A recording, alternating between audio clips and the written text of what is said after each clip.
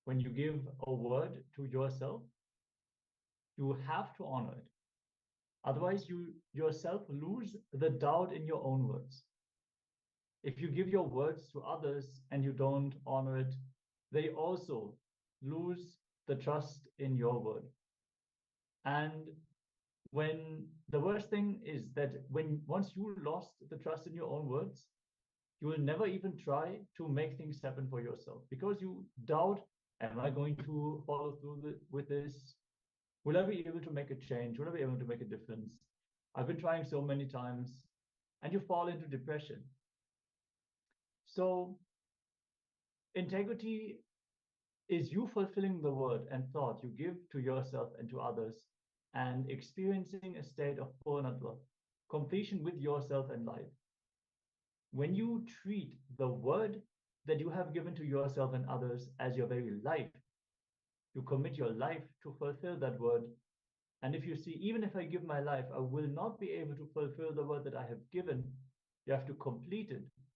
You have to remove the expectation you have put on others or yourself about that, what you declared, and then align to the new word that you are given. Understand that if you are in integrity, power manifestation will automatically happen when you are integrated. Integrity is not just about the big commitments. It could be something as simple as telling yourself, I'm going to wake up early morning and practice yoga, or telling a friend, hey, let's meet at 5 p.m. No matter what the word that you have given to yourself and others, honor it as per your life. That is real integrity. Why non-integrity? Unfortunately, not honoring words you give to yourself and others becomes a habit. In your very early in life, when you're kids, it's become a habit. Why should I have to listen? That is how it gets started. And you completely forget about the integrity. As we grow up in life, we never taught to respect our words. By the time we are an adult, we have stopped honoring the words we give to ourselves and others. Because your muscle memory, it becomes your pattern. It becomes your thinking trend and the very way of your living. At least from today, at least for the next 11 days, experiment being in integrity. Honor every word you give to yourself and to others. If you're not able to honor any word you give, complete that.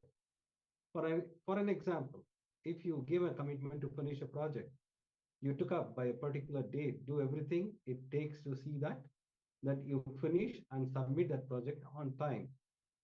In the worst situation, if you are not able to fulfill your commitment, speak to yourself and ensure you are complete. Yeah, or for the example of the friend, you wanted to meet at 5 p.m. Let's say you get in a traffic jam and the expected time of arrival is 1 hour later now. You have to inform your friend that you're going to be late. Otherwise, they are going to be very disappointed. They might even leave the place where they were waiting, and the whole meeting might not happen. So just completing means removing the expectation that you're not going to be able to fulfill. So when you give your word, you create an expectation in the other person. And as an extension of you, you have to complete with it. So this completion brings self-confidence in you. When you don't bother and go on breaking your words, you will lose self-confidence and self-respect on you. The first step towards life is honoring or completing every commitment you gave to you and to others. No incompletion in your being with the life. So when you are in integrity, you will not accumulate more incompletions and you will fulfill what you have already taken up. It is a very alleviating process to complete with all the unfulfilled words, because subtly they will be there as an undercurrent. We know that we haven't fulfilled a word that we have given to a friend. Maybe we have borrowed some money and we told we would pay it back at some time. and we haven't paid back the money. So every time we meet that friend, the money, the unfulfilled commitment will be there as an undercurrent in every conversation. So if we can complete with this, then naturally the relationship gets liberated from that pattern. Yes. Now, completion with the vow. Whatever commitments, words, promises you gave it to you and others and did not honor and fulfill, where you did not restore your integrity, where you have not even completed, please list. See, if you have honored, you don't need to pen down. If you have completed with them saying that I'm not going to honor it, you are on your own way. So I am on my own. Even then, you don't need to pen down. If you neither completed nor honor, please now pen down and make the list. Please have your books and pen along with you so that we can enter into this exercise. So wherever you didn't honor, you are going to pen down. Or you have not completed, just pen down, make a list and pen down.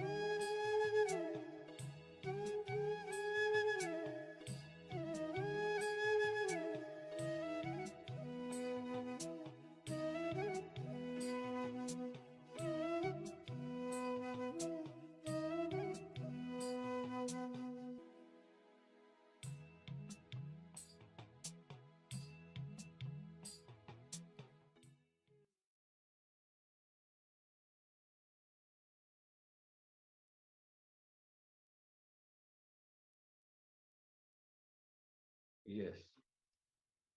If you have completed writing, now let's enter into the second step.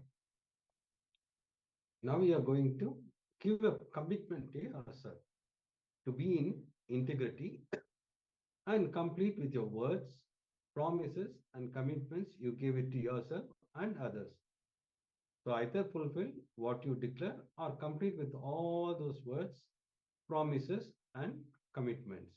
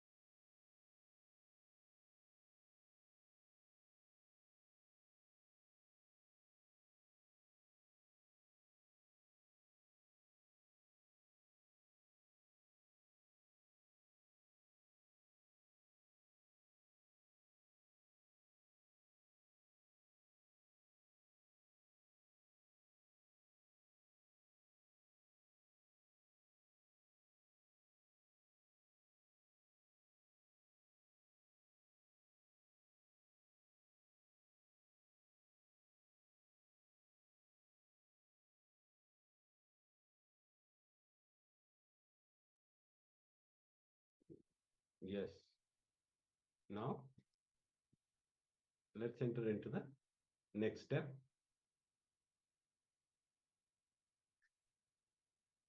Now you are going to make a call to 3 people and either recommit to honoring the word you gave and fulfilling it, or withdraw your commitment and complete for the word you gave. Sometimes people may not remember, but if you remember, you have to complete with them because it is for you. The completion is for you. So now you are going to call 3 people, at least 3 people, where you gave the word and you didn't fulfill it. For an example, you call them a coffee for an evening around 5, but you completely forgot and you didn't go for the coffee. So now you are going to call them and complete with them. Or you wanted to go for a movie on the weekend, but you completely forgot and you had some other works. For that, also you have to go and complete, saying that I had called you for the movie, but I couldn't make it up, and you are going to complete with them. So like this, there are many things where many times you gave the word and you didn't complete. So now take and make at least 3 calls and complete with them. Let's enter into the exercise.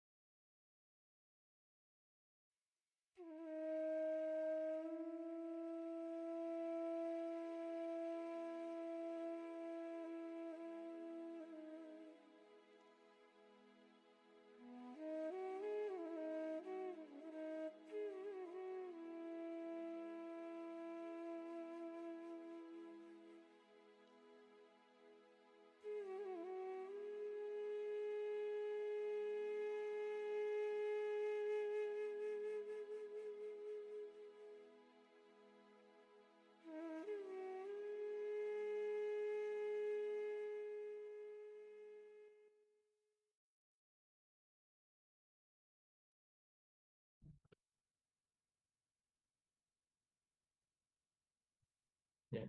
Now that we have all hopefully made the calls and completed with the unfulfilled words that we have given, this is the best time, directly after the completion, to enter into power manifestation. Today we are manifesting the power of body scanning. So let's get ready. In this power, you can scan your body for any ailment, any disease, any disposition, and the third eye will reveal not only the diseases, but also the root and the solution to step out of the disease. You can scan any person, any animal, any being, even inanimate objects you can scan. And yeah, this is one of the very beautiful powers where you can help others and yourself immediately. So requesting all the participants to settle down. The first one, we're going to scan our own body.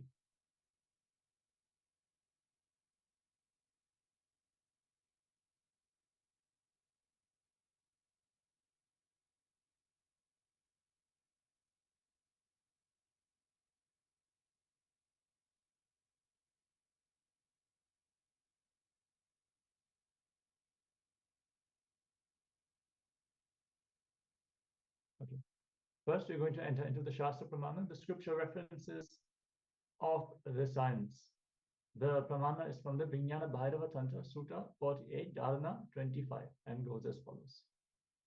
Dehantare tvak vikbhagam vitibhutam vichintayet nakin chaitantare tasya yayan adyeya bhagavavet. Yes, in Vijnana Bhairava Tantra, Sutra 48, Dharana 25, the translation is: visualize that your body is enclosed, supported by your skin, surface, and there is nothing existing inside the skin. It is empty. You will feel empty inside the body. By such restful awareness, one cognizes and attains the knower of the whole bodily substance, who is the source essence of Krishna, who cannot be known. We are going to feel that empty in the body, just the skin, and there is complete emptiness. That's going to be the visualization. As we connect to Swamiji during this power manifestation, visualize Swamiji in your inner space and chant the Mahavakya. Om Nithyananda Paramashivoham. Om Nithyananda Paramashivoham. Om Nithyananda Paramashivoham. Keep vibrating with the Mahavakya and scan your body. Don't try to see anything. Just surrender to Swamiji. Let him reveal whatever needs to be shown. And trust that anything that is revealed is shown by him and is the solution that you need for your body right now. Let us enter into this round of the power manifestation. Keep chanting the Mahavakya. Let this round of the power manifestation begin.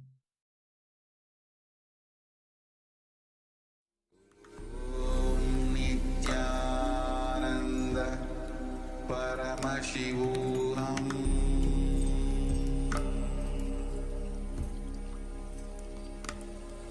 Om Nithyananda Paramashivoham